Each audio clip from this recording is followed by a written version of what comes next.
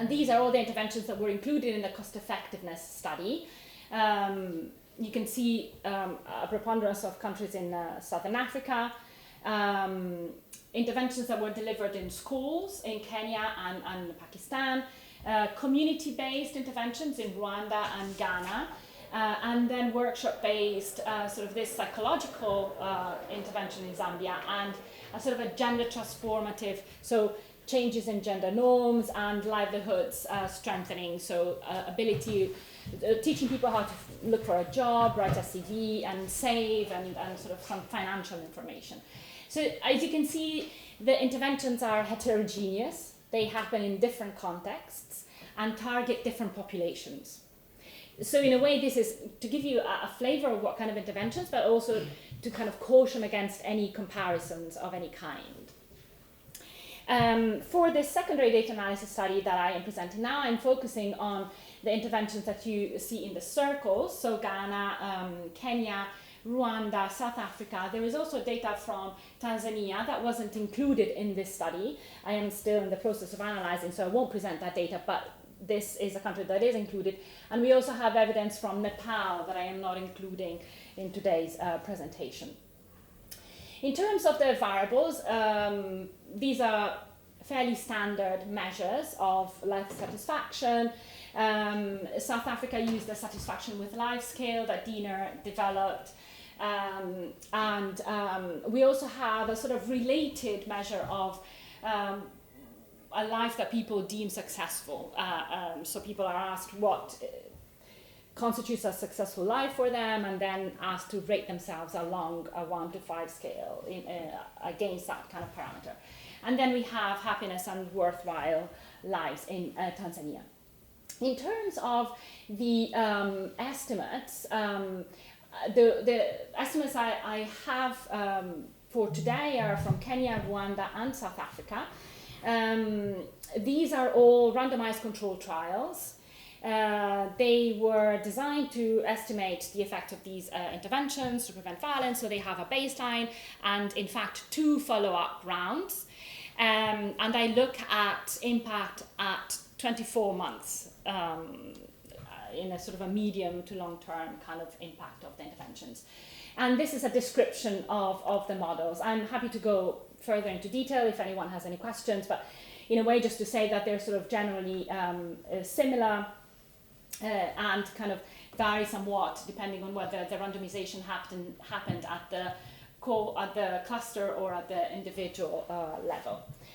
The baseline associations are again with variables that are well known in the literature to be likely associated with life satisfaction and sort of overall well-being.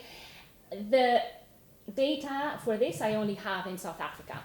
And sort of just again to kind of introduce, to give you a sense of the context in a way of this analysis. These are people of between 15 and 40 years old who all live in informal settlements around Durban, eThekwini. And they are generally people who have recently finished education, who are sort of looking for a job, but generally don't really have a stable job. So these are the tables. Sorry, it's possibly not a very easily legible table, so I've kind of put some rectangles to help us sort of briefly go through it. So you can see that, as found elsewhere, there's a negative association with negative mental health states, not always sort of significant. The female finding that female generally have a higher level of life satisfaction or subjective well-being isn't actually sort of supported in this sample, with the only exception of a successful life. Age does seem to have across sort of a similar sort of pattern, but it's only significant in the full satisfaction with life scale and life satisfaction. High school, compared to only having primary education, has a negative impact, which I think is an interesting finding. I'm happy to talk about that a bit more if people are curious as to why that might be the case. No effect of marital status, in fact, in the end, but generally you can see that some of the signs at least are actually negative. Group membership is consistently positively associated with all of the measures, with the exception of success in life. Having a job for a substantial amount of time has a positive association. Hunger is negatively associated, and percentage change in income doesn't really factor. So there are some, I think, nuances that maybe people may want to kind of discuss during the time for questions. What about then looking at the sort of the causal evidence of impact of these interventions on well-being? We have three, so the results from 3 trials. And again, the results are somewhat sort of patchy. So in South Africa, there is some effect on men. And in Rwanda, some effect on the women. In the other cases, the size of the impact is smaller. Again, like they're not comparable because if you can see the actual scales, I have the raw scale, so that the size in a way is not comparable across settings. But I think, again, like what is interesting to see is that there is some inconsistency which could point to the fact that, again, like there may be some more work we need to do in terms of identifying appropriate measures to further investigate whether these interventions have an impact in these contexts.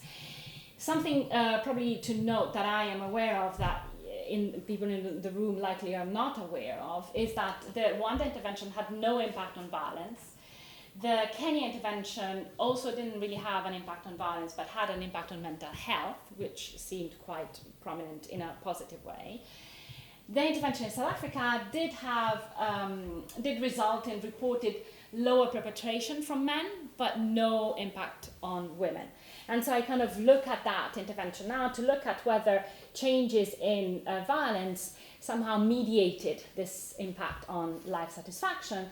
And what the preliminary analysis seems to find is that actually there is no sort of indirect effect, but rather that the intervention only sort of directly affected well-being independently in a way of whether it actually affected, which it did affect for men, perpetration.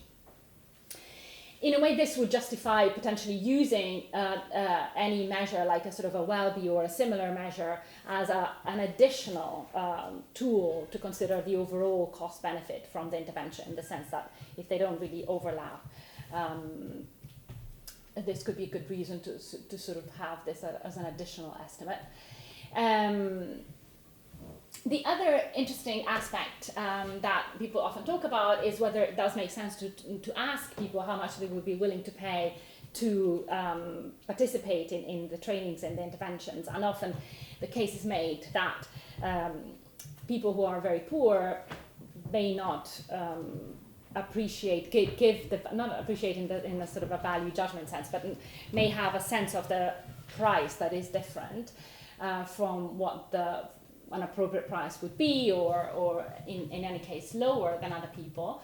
And so if I compare what we found in the costing study, where we actually looked at the actual cost of the intervention and what people are prepared to pay in terms of the mean, they are lower. But if you look, this cost is actually within 2 standard deviations from the mean. So it's not completely sort of far from what people sort of would say.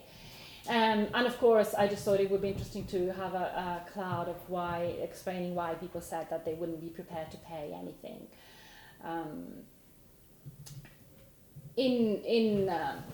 Sort of to sort of close, I think,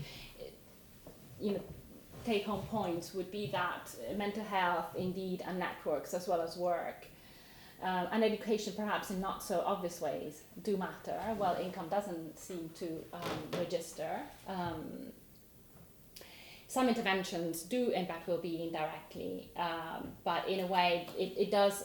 What measure we use, as also the sort of cross-sectional analysis showed, does matter in terms of whether they are responsive to what happens.